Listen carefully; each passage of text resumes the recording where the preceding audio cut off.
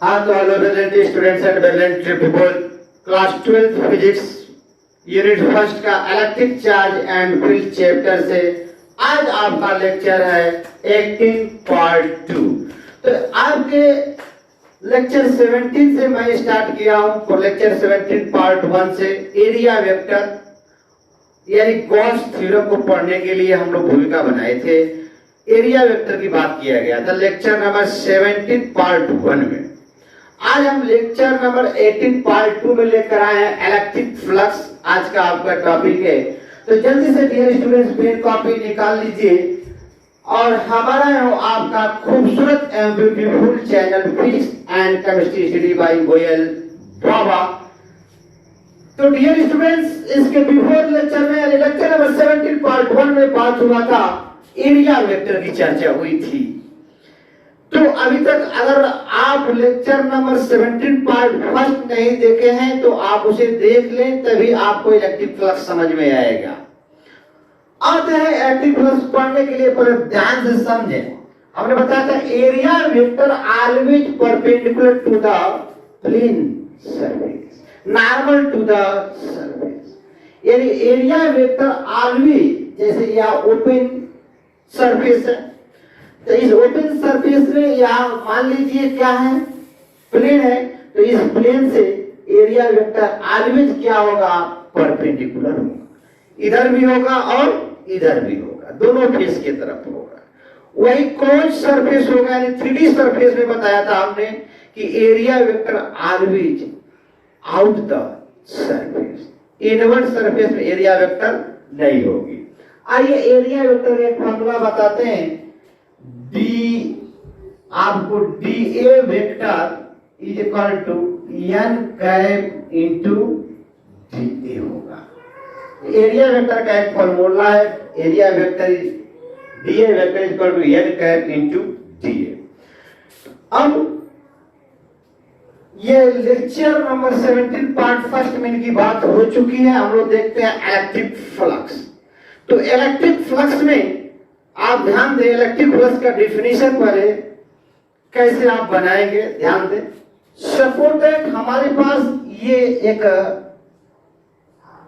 Area है, surface है, इसको हमने ऐसे रखा, इस तरह से रखा, तो ये पार्ट आपको दिखाई देगा और numbers of electric field lines इसको क्रॉस कर रही हैं, यानी इलेक्ट्रिक फील्ड लाइंस इस तरह से ट्रेवल कर रही है। इसको मैंने ऐसे बना लिया, यहां देखिए a number of electric field lines perpendicular to the surface, यानी इलेक्ट्रिक फील्ड लाइंस ऐसे यूज आ रही है। और एरिया वेक्टर भी इसके क्या होगा, प्लेन के परपेंडिकुलर होगा, यानी इसकी एरिया टोटल A मान लीजिए। इस सरफेस की एरिया क्या है, टोटल A है, और ये हो गया इलेक्ट्रिक फील्ड लाइंस। तो यहां पर जितने number of electric field lines, यानी अगर इलेक्ट्रिक फील्ड स्ट्रांग होगी तो नंबर ऑफ फील्ड लाइंस, यानी स्ट्रांग मतलब कि नंबर ऑफ फील्ड लाइंस बढ़ेंगे। नंबर ऑफ फील्ड लाइंस बढ़ेगा तो फ्लक्स भी आपका क्या करेगा, इंक्रीज करेगा। तो हमने इस फिगर को यहां से देखिए, जैसे मान लीजिए घर के आपका विंडो है, तो विंडो में मान लीजिए एक खिड़की आपने ओपन किया, मान लीजिए बहुत बड़ा विंडो है, 7x4 का विंडो है, तो उसमें आपका 6 खिड़की लगेगी, 6 पल्ला लगेगा। आप उसमें से एक पाले को ओपन करेंगे तो जो एयर आएगी उसे मानेंगे क्या, electric field. Air electric field intensity, यानी इंटेंसिटी आएगी, हवा आ रही है और उतने एरिया को क्या करेगी, क्रॉस करेगी। तो एरिया उस विंडो के एरिया क्या होगा, उस सरफेस के क्या होगा, परपेंडिकुलर आउटवर्ड, और इंटेंसिटी भी क्या होगी, परपेंडिकुलर आउटवर्ड। तो यहां पर हम कह सकते हैं कि electric flux linked with any surface, किसी भी सरफेस की बात की जाए, linked with any surface is defined as the total number of electric field lines, total number of electric field lines passing through perpendicular to surface, passing through perpendicular to plane surface area A। यहाँ पर definition लिखा है, electric flux linked with any surface is defined as the total number of electric field E lines that passing through perpendicular to a plane surface A या A vector. यानी यहाँ पर हमने एक एरिया, एक प्लेन ले लिया, प्लेन शीट लिया और यहाँ पर इलेक्ट्रिक फील्ड लाइन ये आपकी पास हो रही है, ये इलेक्ट्रिक फील्ड लाइंस पास हो रही है। यहाँ पर ये डॉटेड बना ले, इसको ध्यान से समझे, बहुत ही आनंद आएगा। ये number of electric field lines, तो हमने इलेक्ट्रिक फील्ड लाइंस 1 2 3 4 5 लिया, लेकिन क्रॉस कितनी कर रहे हैं उस पर डिपेंड करता है। Total number of electric field lines passing through perpendicular to plane surface are called electrical flux. यानी यहां पर हम कह सकते हैं 10 इलेक्ट्रिक फ्लक्स में भी defined as the product of the magnitude of the electric field, product of the magnitude of the electric field E and the surface area A perpendicular to the electric field, surface area perpendicular to electric field। यानी electric field surface area कैसा होना चाहिए, perpendicular, are called electrical flux. यानी यहाँ पर हमने definition दिया, phi definition के अकॉर्डिंग फॉर्मूला बना, phi is equal to E into A, phi is equal to E into A. अब ध्यान से समझे, इस सपोर्ट तक यहाँ पर हमने फाई इज इक्वल टू कितना ले लिया, इलेक्ट्रिक फील्ड 3 ले लिया। इसी एरिया में हमने क्या किया, ध्यान से समझिए, ये हमने उतना ही फेस लिया और इलेक्ट्रिक फील्ड इंटेंसिटी की डेंसिटी इंक्रीज करा दिया, ठीक है। यानी यह इंटेंसिटी क्या कर गई, डिक्रीज कर गई। यहां बोले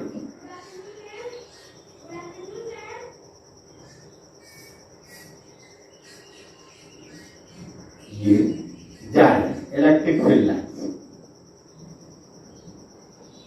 तो अब ये इलेक्ट्रिक फील्ड लाइंस 1 2 3 4 5 6 7 8 में आपका 6 ही इलेक्ट्रिक फील्ड लाइंस क्या कर रही है, इस प्लेन सरफेस के परपेंडिकुलर आउटवर्ड। यानी यहां पर फ्लक्स कितने हो जाएंगे, इंटेंसिटी 3E। यानी flux is directly proportional to intensity. Electric field intensity strong होगी, फ्लक्स भी आपका क्या होगा, स्ट्रांग होगा। यानी नंबर ऑफ फील्ड लाइंस बढ़ेगी तो इलेक्ट्रिक फ्लक्स भी क्या करेगा, आपका बढ़ेगा।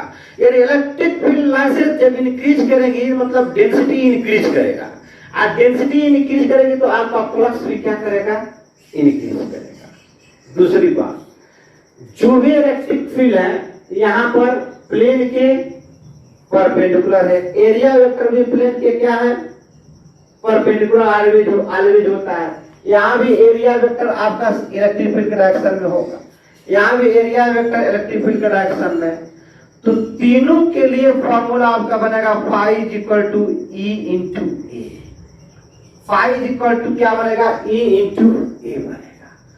अब ध्यान दे थोड़ी देर के लिए, ये भी 2D सरफेस है, ये भी 2D सरफेस है, ये भी आपका क्या है, तो 2D सरफेस है, ठीक है। तीनों ग्राफ में आपका 2D सरफेस है। दूसरी बात हमने बताया कि इलेक्ट्रिक फील्ड इंटेंसिटी स्ट्रांग होगी तो फ्लक्स भी क्या होगा, आपका स्ट्रांग होगा, क्योंकि यहाँ according to definition flux is directly proportional to intensity. Flux is directly proportional to क्या हो रही है, इंटेंसिटी हो रही है, ठीक है। एक बात आप याद कर ले, area vector always perpendicular to the surface, always normal to the surface, ठीक है। लेकिन 2D में, 2D के केस में एरिया वेक्टर इधर भी होगी, एरिया वेक्टर इधर भी होगी, लेकिन क्लोज सरफेस 3D सरफेस में एरिया वेक्टर इनवर्ड ना होकर ऑलवेज क्या होगी, normal to the outward, always normal to the outward, always normal to the outward. I hope इतनी बात समझ में आ गई। अब ध्यान दें आप थोड़ा सा, इसे मैं मिटाता हूं, आप फिगर बना दिया। जैसे अब 11th याद दिलाता हूं वर्क डन का। ये कोई बॉडी थी, बॉडी ए, इस बॉडी ए को ए पोजीशन पे थी, ये बॉडी हम ले जाना चाहते हैं बी पोजीशन पर, तो इस बॉडी पर फोर्स लगाए और दोनों के बिटवीन का डिस्टेंस यस माना गया था, याद आ रहा है कुछ? तो इससे इसको सरफेस से थीटा एंगल पर हमने अपराइट फोर्स लगाया था। तो जिस एंगल से अपराइट फोर्स लगाते थे उसको बोलते थे एफ कास थीटा, और इसके अपोजिट क्या होता है? F sine theta. तो वर्तन का फोर्स, वर्तन का फॉर्मूला लिखते थे हम लोग। तो इस बॉडी ए को बी तक, इस बॉडी को पोजीशन ए से पोजीशन बी तक पहुंचाने के लिए रिस्पांसिबल फोर्स कौन है? F cos theta. F cos theta into क्या लिख दिया हमने? यस, या डी मान लें आप, इसको डी डिस्प्लेसमेंट डी हो गया। इसी को हम लोग लिखते थे एफ डी कास थीटा, या इसी को लिखते थे F vector dot D vector. अब देखिए दो वेक्टरों का product, dot product always gives in a scalar quantity. क्या होगा? स्केलर क्वांटिटी होगा, स्केलर क्वांटिटी होगा। यहां भी दो वेक्टरों का डॉट प्रोडक्ट क्या होगा? स्केलर क्वांटिटी होगा। तो अगर आपसे यदि कोई पूछे कि इलेक्ट्रिक फोर्स कौन सी क्वांटिटी है, तो आप क्या बोल सकते हैं? स्केलर क्वांटिटी बोल सकते हैं। These are physical quantity, only one magnitude but not direction, are known as scalar quantity. I hope इतनी बात समझ में आ गई हो। आगे बढ़ता हूं। यानी रिस्पांसिबल फोर्स क्या है? इस बॉडी को एक पोजीशन से बी तक पहुंचाने के लिए एफ कास थीटा। ये ऐसे आप समझे, मान लीजिए ये हमने ले लिया, इसका पूरा एरिया ए है, पूरा एरिया क्या है? ए। यहां पर ध्यान समझ, ये हमने इस बॉडी को यहां ले लिया, देखिए पूरा इसका एरिया ए है। अब इलेक्ट्रिक फील्ड इन लाइन से आपकी यूं है, यानी सरफेस के परपेंडिकुलर है इलेक्ट्रिक फील्ड लाइन। ध्यान से समझ, इस सरफेस के क्या है?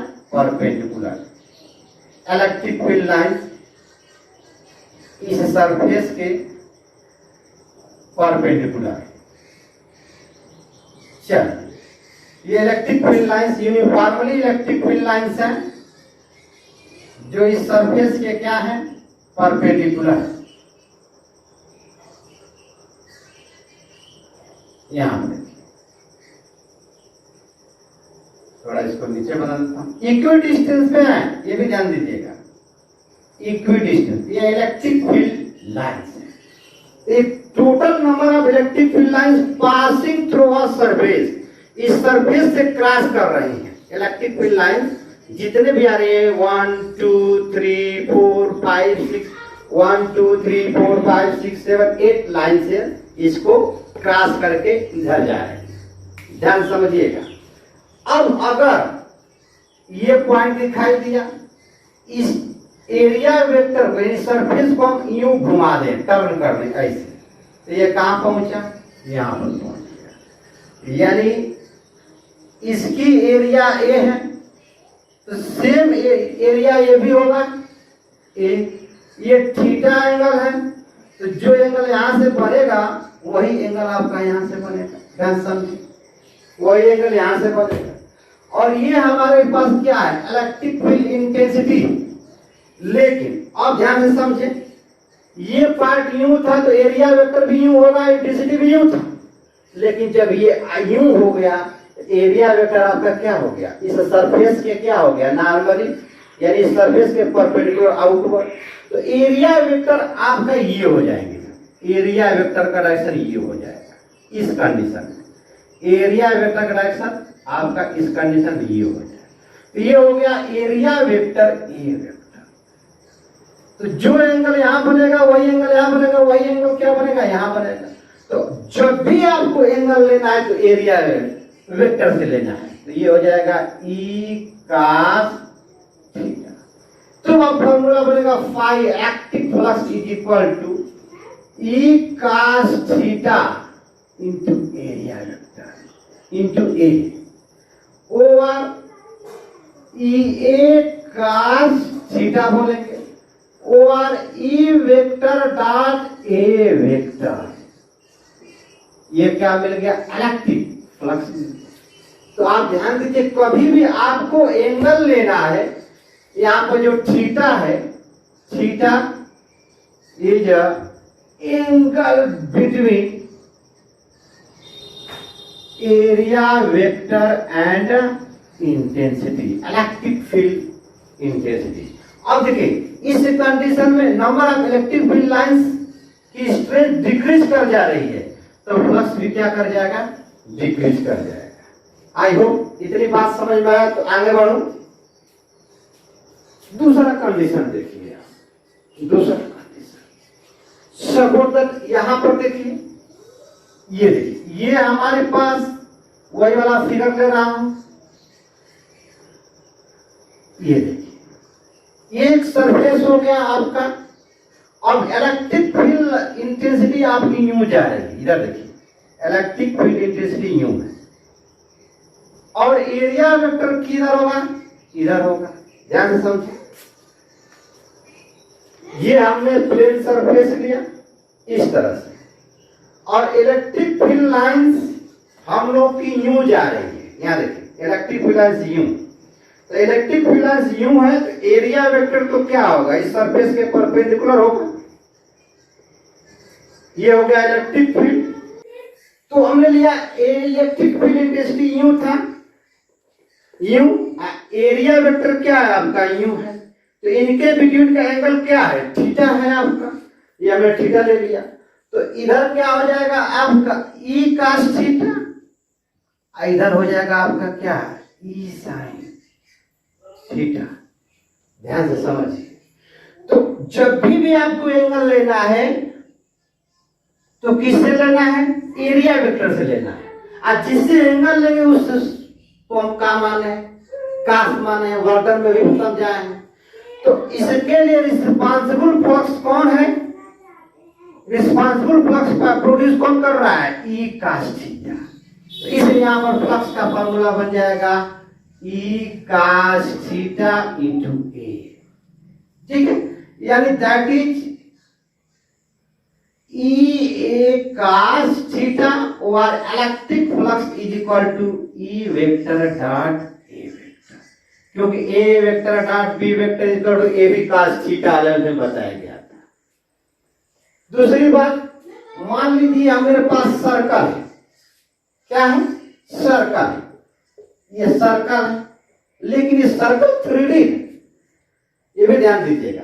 अब यहां पे इलेक्ट्रिक फील्ड इंटेंसिटी आपकी यूं जा रही है, लेकिन अब इस सर्कल का एरिया वेक्टर यूं होगा। आई होप इतनी बात समझ में आ रही है।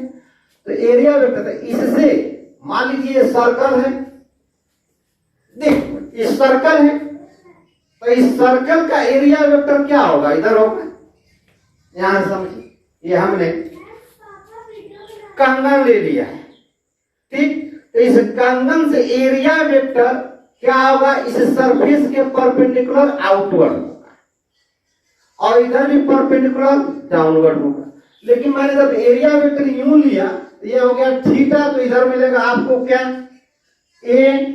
इधर क्या हो जाएगा? जिससे एंगल लेंगे उसको मानेंगे ई कास थीटा, और इसके अपोजिट क्या हो जाएगा आपका? ई साइन थीटा। ऐसा समझे।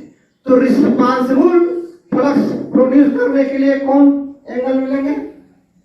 रिस्पांसिबल फ्लक्स प्रोड्यूस कौन कर रहेगा? ई कास थीटा करेगा। ई कास थीटा इंटू ए, ई कास थीटा इंटू ए। आगे बढ़ा जाए। आप ध्यान से समझिए, इतनी बात तो आपको समझ में आ गया कि फ्लक्स क्या है। अब थोड़ी देर के लिए बोर्ड की बात किया जाए, तो बोर्ड में अभी न्यूमेरिकल करेंगे। पहले आप समझिए, अगर पूछता है unit of electric flux, unit of electric flux, unit of electric flux, तो अब अगर पूछता है कि इन एमकेएस सिस्टम, इन एमकेएस सिस्टम, एमकेएस सिस्टम में इलेक्ट्रिक फ्लक्स की यूनिट क्या होगी, तो आप बोलेंगे वेबर। इसको WB से रिप्रेजेंट करते हैं, वेबर। बट इन सीजीएस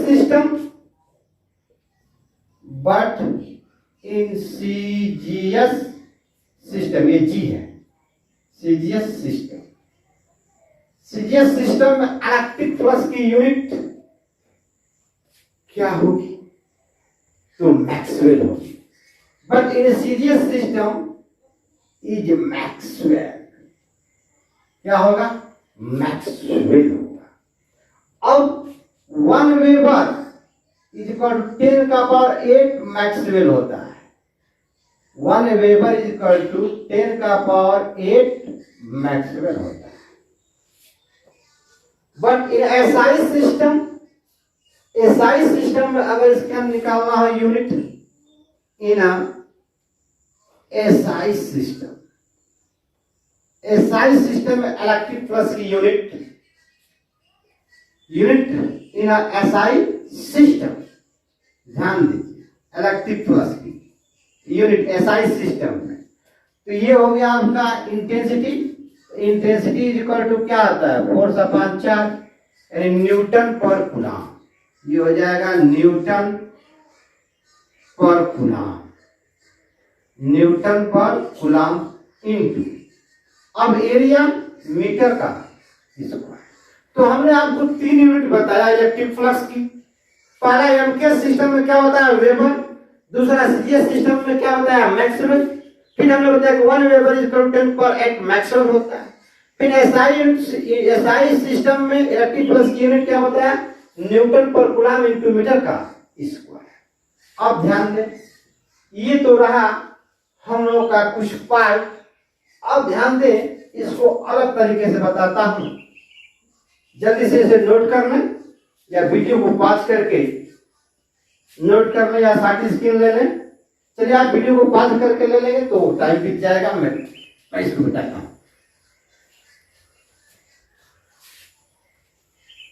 बताया SI unit, CGS unit, MKS unit, flux की एमकेएस यूनिट क्या बताया, वेबर। सीजीएस यूनिट क्या बताया, मैक्सवेल। एसआई यूनिट क्या बताया, न्यूटन पर कूलम इनटू मीटर का स्क्वायर। अब ध्यान से समझिए, मान लीजिए इस तरह का कोई सरफेस है और यहां से इंटेंसिटी यूं जा रही है, यूं जा रही, सब इंटेंसिटी जा रही है, ध्यान समझिए। तो यहां पर इंटेंसिटी इधर है इलेक्ट्रिक फील्ड, और इसका स्मॉल एलिमेंट का एरिया हमने ले लिया, तो क्या है, डीए है। क्या है, डीए, स्मॉल एरिया, डीए लिया। तो यहां पर स्मॉल एलिमेंट के लिए स्मॉल फ्लक्स मिलेगा आपको, d phi equal to E vector dot क्या हो जाएगा, डीएस वेक्टर। ध्यान समझिए, तो E vector dot d s vector equal to लिख सकते हैं ई डीएस cos थीटा लिख सकते हैं। बोलिए, अब यहां पर जटिल हुआ कि क्या किया जाए, सरफेस हर जगह के एरिया डिफरेंट है, तो अब क्या करेंगे, या स्मॉल एरिया का हमको इलेक्ट्रिक फ्लक्स मिल गया, तो यहां से यहां तक के सरफेस का इलेक्ट्रिक फ्लक्स क्या होगा, तो टोटल इलेक्ट्रिक फ्लक्स यहां से यहां तक का निकालने के लिए इसे हम क्या करेंगे, जय भोले बाबा को बुलाएंगे, यानी इंटीग्रेशन करेंगे। तो लिख सकते हैं total electric flux through the surface can be calculated integration in above equation. इस इक्वेशन को आप इंटीग्रेशन करेंगे, ठीक है। यहां पर एक फॉर्मूला लिख लेंगे, pi equal to E A cos theta. ये इक्वेशन फर्स्ट है और ये इक्वेशन क्या हो गया, सेकेंड। तो इक्वेशन सेकेंड को क्या किया जाए, इंटीग्रेशन किया जाए। तो जब इंटीग्रेशन कर देंगे टोटल फ्लक्स मिल जाएगा। आप पढ़े integration of d phi equal to क्या होता है, phi. Integration of total surface, yes. ध्यान दीजिए, क्लोज नहीं है, क्लोज सरफेस नहीं है आपका। अब यहां पर क्या लिखेंगे हम लोग, ई डीएस cos थीटा लिख देंगे, E D S cos theta लिखेंगे, या line integral total surface yes E vector dot d s vector. ध्यान दीजिए, अब 3 इंपॉर्टेंट पॉइंट और बताते हैं आपके पास, उसके बाद हम न्यूमेरिकल कराएंगे। नोट में देखिए, नोट। अब ध्यान दें, फर्स्ट पॉइंट न्यूमेरिकल में बोलेगा कि electric field along the surface. First point आपका electric field along the surface, along the surface। मान लीजिए, ध्यान दीजिए, कंसीडर कीजिए, ये क्या हो गया सरफेस, ये भी क्या हो गया आपका सरफेस, लेकिन इलेक्ट्रिक फील्ड कैसे जा रही है, ऐसे जा रही है, ऐसे, यानी along the surface, यानी सरफेस के along जा रही है। ये हमारा सरफेस है, यह सरफेस के along इलेक्ट्रिक फील्ड जा रही है, यानी ये हो गया सरफेस, इलेक्ट्रिक फील्ड यूं गई, ये इलेक्ट्रिक फील्ड, और ये क्या है सरफेस। तो जब electric field along the surface होगा तो उस समय angle between area vector and electric field, ये एरिया वेक्टर, ये एरिया वेक्टर, क्यों, ध्यान दीजिए, या आपके पास सरफेस हो गया, एरिया वेक्टर यूं है, इलेक्ट्रिक फील्ड यूं है, एरिया वेक्टर यूं है, इलेक्ट्रिक फील्ड यूं है, तो एंगल कितना बन जाएगा, एरिया वेक्टर यूं हो गया, इलेक्ट्रिक फील्ड यूं हो गया, एंगल हमारा कितना मिलेगा 90 डिग्री। जब भी थीटा की वैल्यू लेंगे वो किसके किसके बिटवीन एंगल लेंगे, एरिया वेक्टर और इलेक्ट्रिक फील्ड के बिटवीन में। तो इस कंडीशन में थीटा की वैल्यू क्या हो गई आपकी 90 डिग्री, तो थीटा की वैल्यू 90 डिग्री हो गई।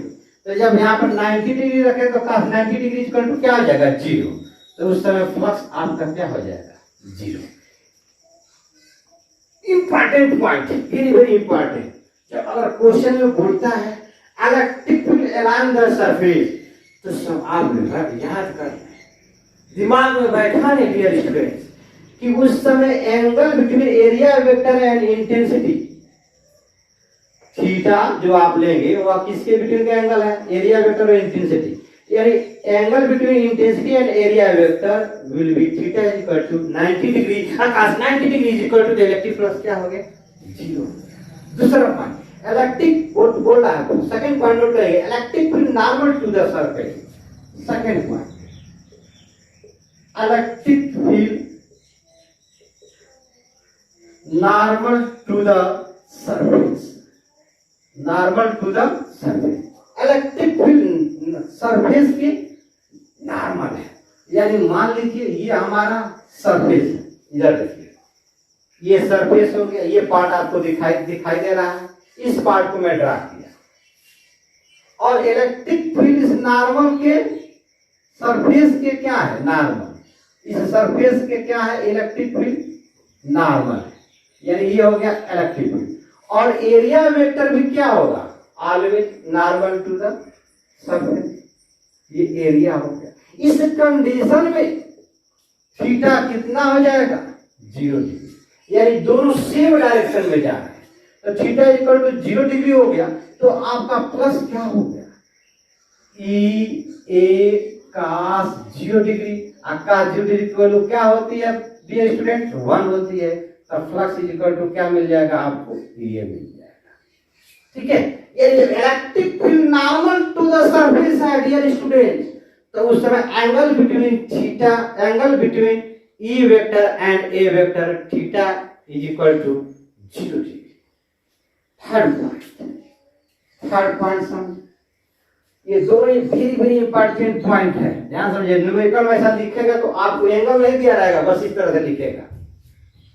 Third point, electric flux linked on close surface, electric flux linked with a close surface, close surface, close surface की बात किया गया, ध्यान से समझिए।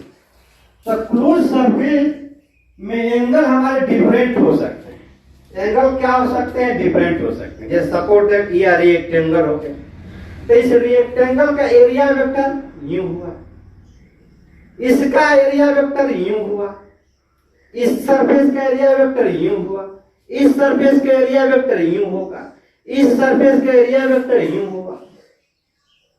ठीक है, तो इसका मतलब अब इलेक्ट्रिक फील्ड और एरिया की बात किया जाए, इलेक्ट्रिक फील्ड और एरिया की बात किया जाए तो इस सरफेस मान लीजिए सपोर्ट दैट, यहां पर ध्यान दें, ये देखिए, ये हमारा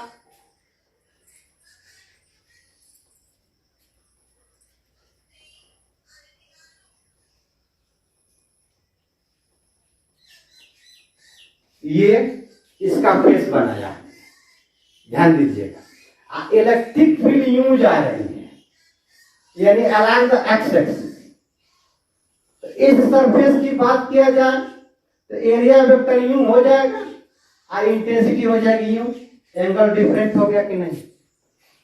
तो इस सरफेस का निकालना है हमको, इंटेंसिटी अलग हो गया, इसका भी एंगल अलग हो गया। जो एंगल अब यहां पर इंटेंसिटी ये हो गया, एरिया वेक्टर भी यूं होगा, इस सरफेस पर इंटेंसिटी यूं हो जा रही है और एरिया वेक्टर भी यूं जा रही है। थीटा यहां पर क्या आ जाएगा 0 डिग्री, यहां पर थीटा क्या आ जाएगा 180 डिग्री। यहां पर एरिया वेक्टर यूं है, एरिया वेक्टर यूं होगा, इंटेंसिटी यूं जा रही है, एंगल क्या हो गया 90 डिग्री। यहां पर एरिया वेक्टर यूं, इंटेंसिटी यूं, एंगल क्या हो गया आपका 90 डिग्री। तो हमने लिखा electric plus linked with a close surface. जब क्लोज सरफेस की बात करते हैं तो उसके लिए फॉर्मूला आप कैसे अपनाएंगे? जैसे मान लीजिए electric flux is equal to, हमने लिखा इंटीग्रेशन ऑफ सरफेस यस, इसके लिए देखिए E into ds cos theta over integration surface E vector dot ds। तो ये जो फॉर्मूला हुआ यह वन सरफेस के लिए, यानी 2D के लिए हुआ, 2D सरफेस, ठीक है, 2D सरफेस के लिए हुआ। यानी अब 2D सरफेस, 3D सरफेस में क्या है, टोटल निकालना पड़ेगा, अलग अलग निकालना पड़ेगा। इसके जगह पर electric flux is equal to line integral of total surface yes, यहां पर हम टोटल लगा देंगे, ठीक, और लिखेंगे E ds cos theta is equal to line integral of total surface yes E vector dot क्या लिख देंगे ds लिख देंगे। यानी अब सरफेस कितने हो गए 1 2 3, इसमें भी चाहे क्यूब हो चाहे रेक्टेंगुलर क्यूब का हो, सब में फेस कितने होते हैं 6 होते हैं, सबके एरिया अलग अलग है। तो अब हम इस तरह के निकालने को अलग अलग निकालेंगे। Surface S1 E ds cos theta 1 plus surface S2 E ds cos theta 2 plus surface S3 E ds cos theta 3 dot dot dot, यानी 6 सरफेस है तो 6 को लिखेंगे। इसका मतलब ये हुआ, ये जो हमने बनाया है इंटीग्रेशन में बीच में होल, इसका मतलब टोटल सरफेस की बात किया जा रहा है, ठीक है, इसका बात किया जा रहा है टोटल सरफेस। तो इसका आप ध्यान दें। अब हम लोग जल्दी से इसको नोट कर लें तो न्यूमेरिकल देखते हैं, ठीक, आइए अब एक न्यूमेरिकल देखते हैं। जरा ध्यान दीजिए, ये हमारे पास फर्स्ट क्वेश्चन, ये मेरे पास एक स्क्वायर है, स्क्वायर में ईच साइड सेम होती है, स्क्वायर में ईच साइड क्या होती है सेम। अब इसमें हमारा इलेक्ट्रिक फील्ड इंटेंसिटी इस तरह से निकल रही है, तो एरिया वेक्टर भी इधर होगा और इलेक्ट्रिक फील्ड इंटेंसिटी भी क्या हो गया सेम डायरेक्शन इस सरफेस का। तो यहाँ पर angle between electric field intensity and area vector theta equal to क्या हो जाएगा 0 डिग्री। तो प्लस आपको क्या मिलेगा, आपको E into A cos 0 degree, cos 0 degree equal to क्या होता है 1 होता है। इस स्क्वायर का एरिया क्या हो जाएगा a का स्क्वायर 1 से, यानी यहाँ पर प्लस ये मिलेगा, यही क्वेश्चन को अगर मान लीजिए इस तरह से बना हुआ है, ध्यान दीजिएगा, ये स्क्वायर हो गया, ये हो गया ए बी सी डी, यहां पर ए बी सी हमने डी ले लिया। अब इस कंडीशन को समझिए, इलेक्ट्रिक फील्ड लाइन इस तरह से जा रहे हैं, वही पहला हम लोग बताया, मैंने क्या बताया फर्स्ट पॉइंट कि electric field along the surface, देखिए ये सरफेस हो गया, इलेक्ट्रिक फील्ड इसके अलोंग हो गया। अलोंग द सरफेस का मतलब ये प्लेन सरफेस हो गया आपका, और ये इलेक्ट्रिक फील्ड हो गया। बट एरिया वेक्टर यूं हो गया, एरिया वेक्टर यूं हुआ, यानी इसके क्या हुआ, परपेंडिकुलर हुआ, 90 डिग्री पे होगा, ठीक, ये एरिया वेक्टर। अब थीटा कितना हो गया, 90 डिग्री हो गया, किसके किसके बिटवीन, एरिया वेक्टर और इंटेंसिटी के बिटवीन। तो फ्लक्स आप देखिए, electric flux E A cos 90 degree, cos 90 degree तो दुनिया को पता है, जो 12 में चला गया है, 0 होती है।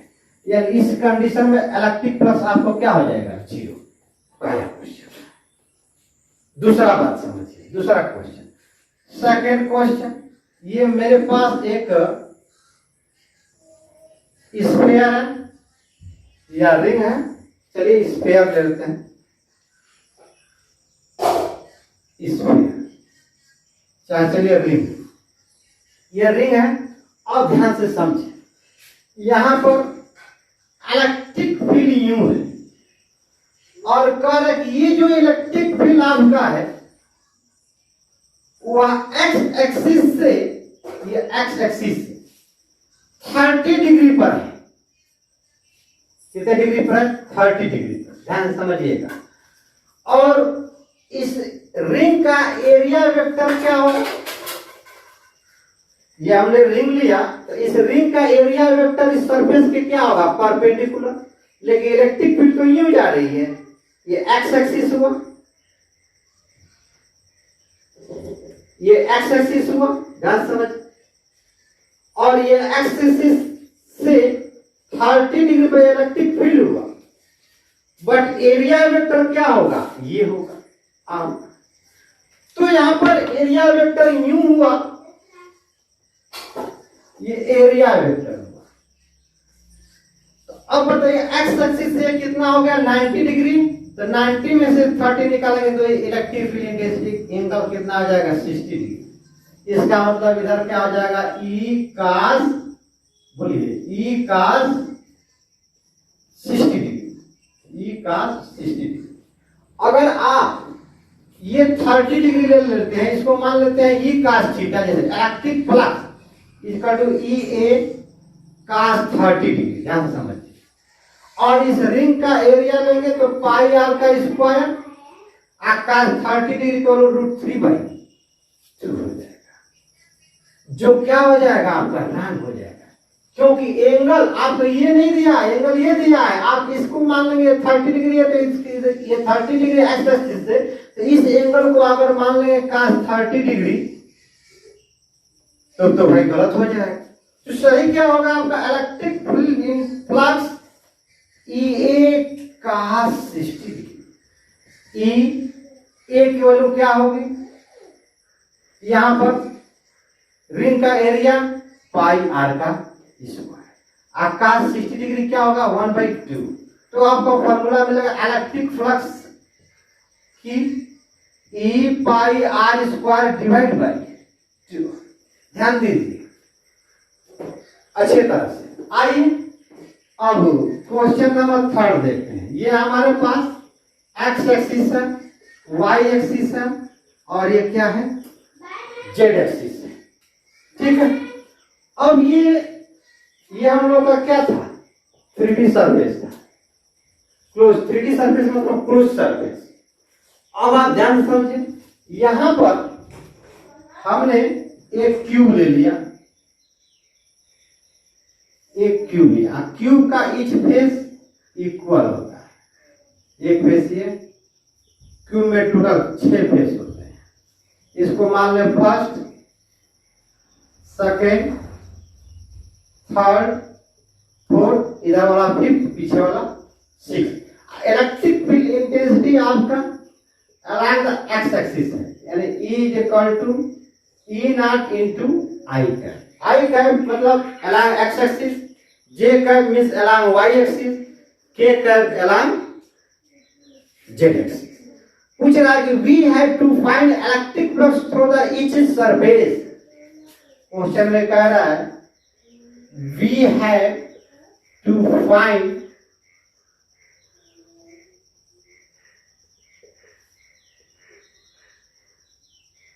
electric flux for each surface.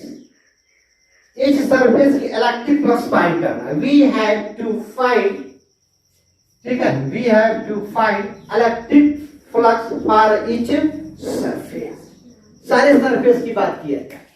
अब ध्यान समझिए, मैं मिटाता हूं, नोट कर लिए होंगे हमें, ऐसा है. आइए इसके बाद हम लोग पढ़ेंगे गॉस थ्योरम. गॉस लॉ पढ़ेंगे. Electric flux equal to Q upon epsilon naught आता है गॉस थ्योरम के हेल्प से. 1 upon epsilon naught time the total charge include by the Gaussian surface. Definition होता है. आइए यहां पर देखें, we have to find electric flux. आई को बोलते हैं electric flux for each surface. तो अगर ये मान लीजिए Q तो मेरे पास नहीं है, लेकिन ये सरफेस के कारण एरिया वेक्टर ही होगा. इस सरफेस के कारण यानी फर्स्ट सरफेस का एरिया वेक्टर ही होगा, फोर्थ सरफेस का एरिया वेक्टर ही होगा, टू सरफेस का एरिया वेक्टर अपवर्ड होगा, थ्री सरफेस का एरिया वेक्टर डाउनवर्ड होगा, और फिफ्थ सरफेस के कारण एरिया वेक्टर आपके ठीक फेस के तरफ होगा जाएगा. और इस फेस की बात की जाए, सिक्स फेस की, एरिया वेक्टर ब्लैक बोर्ड के अंदर जाएगा. आइए हम फर्स्ट सरफेस को मानते हैं, तो इसका एरिया वेक्टर यू हो गया. क्या ईच फेस का मतलब ईच फेस, ईच साइड क्या है, ए है. ईच साइड क्या है इसमें, ए है. ठीक है. अब आप ध्यान दीजिए, एरिया वेक्टर फर्स्ट सरफेस के लिए होगा. तो इसके लिए फ्लक्स निकालेंगे. Fibre is equal to E A cos 180 degree. क्यों?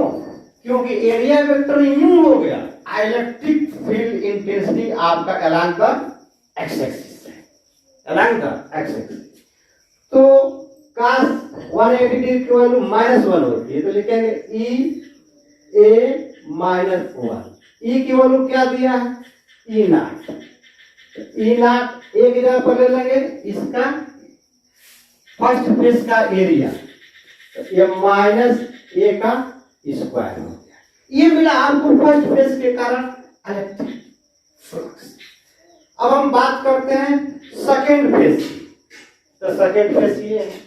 तो सेकेंड फेस, इस सेकेंड फेस का एरिया वेक्टर यूं होगा. इलेक्ट्रिक फील्ड इंटेंसिटी इधर इधर है. एंगल कितना बनेगा सेकेंड फेस के लिए, 90 डिग्री. तो E A cos 90 degree. cos 90 degree equal to 0. cos 90 degree equal to 0. Third face की बात करते हैं. थर्ड फेस में एरिया वेक्टर यू, इंटेंसिटी यू, एंगल 90 डिग्री, यानी ये भी क्या हो जाएगा, 0 डिग्री हो जाएगा.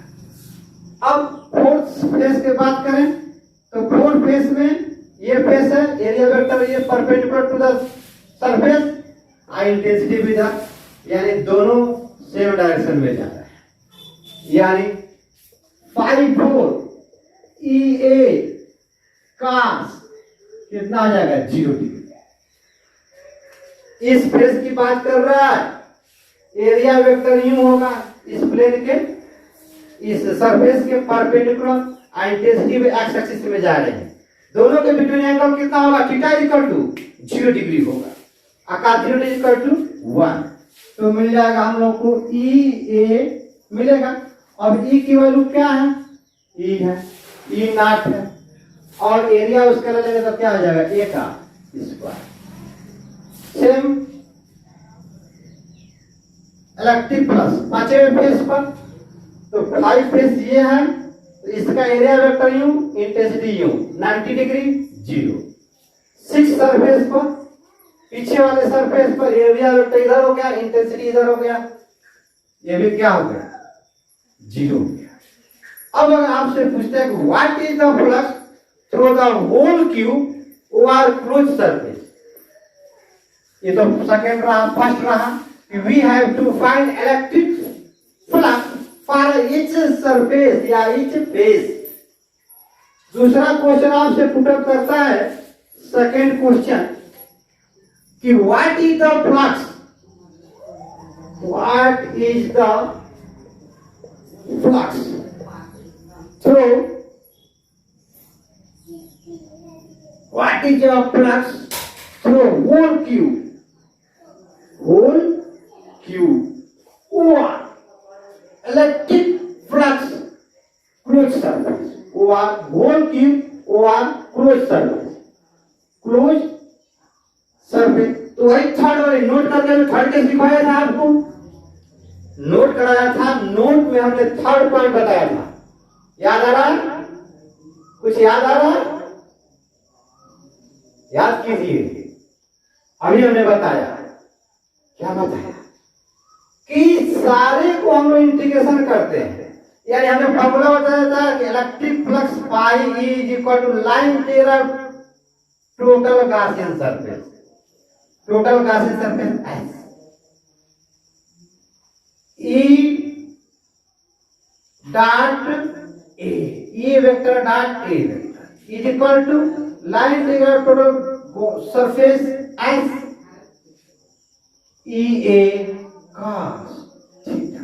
इसकी तरफ हमने लिखा था first surface 1 E A cos theta होगा, तो क्या हम इसको phi1 बोल सकते हैं? इसी तरह हम plus integration of E A cos theta 2 अगर लिखते हैं तो क्या इसको फ्लक्स phi2 बोल सकते हैं?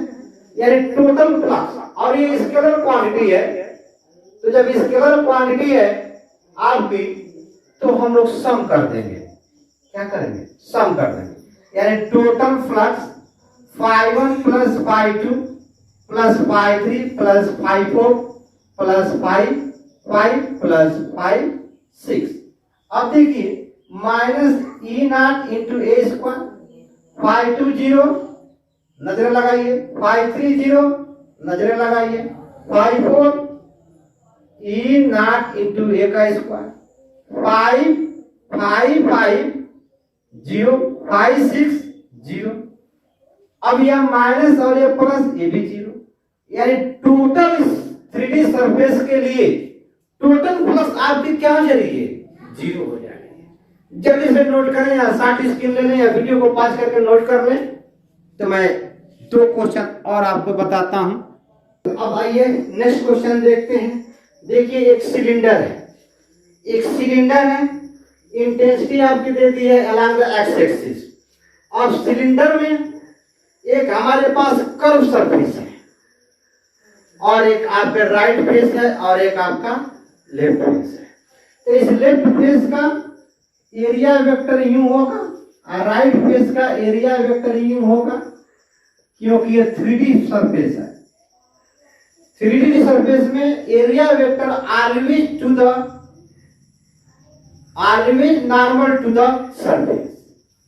यहां पर एरिया वेक्टर यूं होगा, ध्यान से समझिए, गजब का मजा है। क्वेश्चन में कह रहा है we have to find electric flux through each surface, प्रत्येक सरफेस के लिए इलेक्ट्रिक फ्लक्स फाइंड करना। फिर पूछ रहा है कि net flux through a closed surface यानी 3D, यानी अगर ईच सरफेस के लिए इलेक्ट्रिक फ्लक्स फाइंड हो गया तो सेकंड भी फाइंड हो जाएगा, सबको क्या कर देंगे? ऐड कर देंगे। तो इसको मानते हैं फर्स्ट सरफेस, इसको मानते हैं सेकंड सरफेस, और इसको मानते हैं third surface. Third surface is also known as curve surface. तो आते हैं हम इलेक्ट्रिक देखते हैं क्या होगा, ई ए cos 180 डिग्री। क्यों होगा? क्योंकि देखिए एरिया वेक्टर यूं होगा, इंटेंसिटी यूं जा रही है, तो cos 180 डिग्री की वैल्यू -1 होती है। ई के जगह पर वैल्यू क्या दिया है? ई नॉट दिया है। क्या दे दिया है? तो ई नॉट दे दिया है। अब एरिया ये वाला एरिया लेंगे, इसका एरिया क्या हो जाएगा, पाई आर का स्क्वायर, पाई आर का स्क्वायर, और इसका वैल्यू क्या हो गया, -1, यानी -E0 पाई इंटू आर का स्क्वायर। यहां तो मिला आपके लेफ्ट फेस पर आपको इलेक्ट्रिक फ्लक्स मिला। अब राइट फेस पर देखा जाए इलेक्ट्रिक फ्लक्स, यानी φ2 इज इक्वल टू, इसका एरिया वेक्टर यूं हो गया, यानी एरिया वेक्टर और इंटेंसिटी दोनों सेम डायरेक्शन में जा रहे हैं। तो दोनों सेम डायरेक्शन में जा रहा है आपका,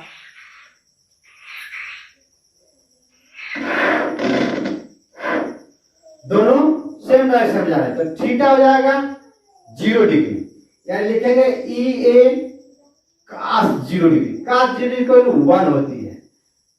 E एरिया हो जाएगा पाई आर का स्क्वायर, तो ये आपको मिला φ2।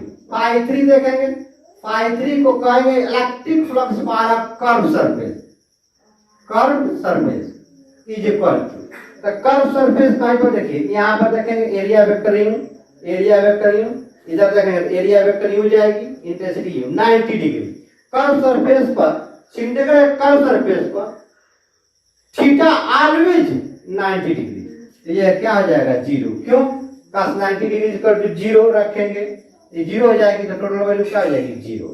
अब अगर हम इसको नेट, ये तो पहला रहा, अब सेकेंड पॉइंट फाइंड करते हैं, net flux through the close surface, तो क्या हो जाएगा आपका, सोचिए 0 हो जाएगा, क्योंकि सबको जोड़ेंगे नेट, यानी टोटल फ्लक्स φ1 प्लस φ2 प्लस φ3, φ1 आया है -E0 पाई आर का स्क्वायर, φ2 आपका कितना आया है, E पाई इंटू आर का स्क्वायर, φ3 क्या आ गया 0। ये भी वैल्यू सेम है, बट अपोजिट, यहाँ माइनस यहाँ प्लस है, ये भी क्या होगा कैंसिल, कितना आ जाएगा 0 आ जाएगा, 0 आ जाएगा। आइए इस क्वेश्चन को देखते हैं। यह क्यूब है, क्यूब के इच साइड क्या होते हैं, इक्वल होते हैं, क्यूब के इच साइड क्या होते हैं, इक्वल।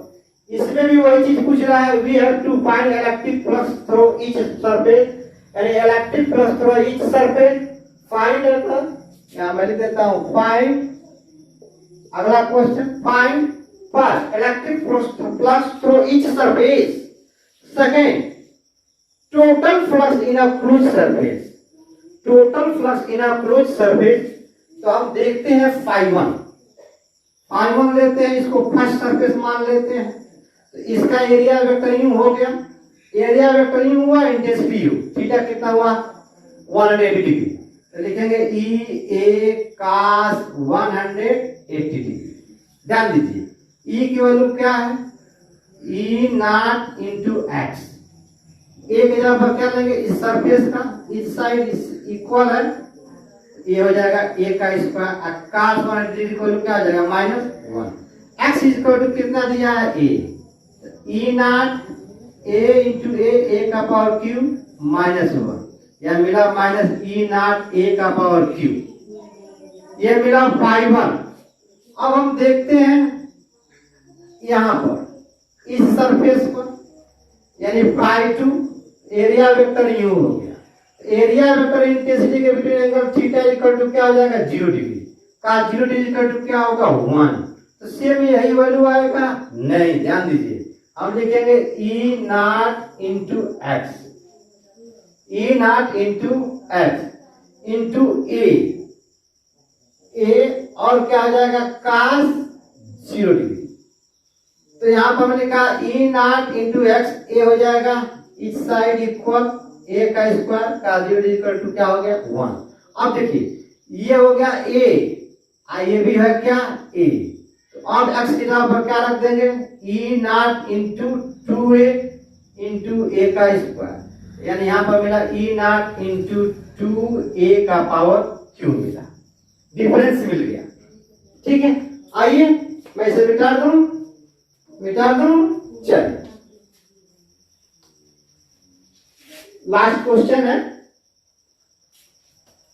अब हम देखते हैं फ्लक्स φ3 देखते हैं, तो हम मान लेते हैं इसको थर्ड फेस मान लेते हैं, तो इसका एरिया वेक्टर सरफेस के upward, area vector always perpendicular to the surface, तो 90 डिग्री हो जाएगा, इंटेंसिटी यूं हुआ, एरिया वेक्टर यूं, तो cos 90 डिग्री 0, तो टोटल वैल्यू क्या हो गया 0।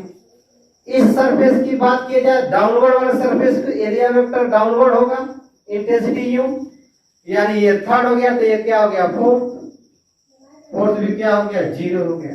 इस सरफेस की बात की एरिया वेक्टर यूं जाएगा, इंटेंसिटी यूं, यानी 5 पाई इक्वल टू 0। उधर वाला सरफेस एरिया वेक्टर यूं, इंटेंसिटी यूं, यानी ये अभी क्या हो जाएगा 0 हो जाएगा। ये तो इस सरफेस पर आपको इलेक्ट्रिक फ्लक्स मिला। अब हमको क्या चाहिए, total flux in a closed surface, तो दूसरा क्या कर देंगे, सबको सारे फ्लक्स को ऐड कर देंगे।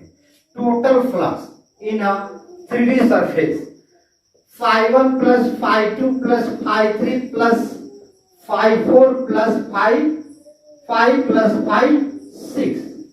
ध्यान, phi1 कितना है माइनस ई नॉट इंटू ए का पावर क्यू, phi2 कितना आया है प्लस ई नॉट 2 इंटू ए का पावर क्यू। बाकी ये सारी क्वांटिटी क्या है 0 है, phi3 phi4 phi5 phi6 plus 0 plus 0 plus 0 plus 0, यानी खत्म। तो क्या मिल जाएगा ई नॉट इंटू ए का पावर क्यू मिल जाएगा टोटल फ्लक्स। क्योंकि इसको आप लिख सकते हैं, जान दीजिए, इसको मैं लिख दूं 2 ई नॉट इंटू ए का पावर क्यू माइनस कर लेंगे, ई नॉट इंटू ए का पावर क्यू, तो क्या हो जाएगा ई नॉट इंटू ए का पावर क्यू। इसी के साथ टॉपिक को दलील करते हैं। अगर टॉपिक कंसेप्ट आपको अच्छी तरह से समझ में आया हो तो आप शेयर जरूर कीजिएगा, साथ ही साथ कमेंट करना ना भूलें। इट्स ओके, बाय, जय हिंद।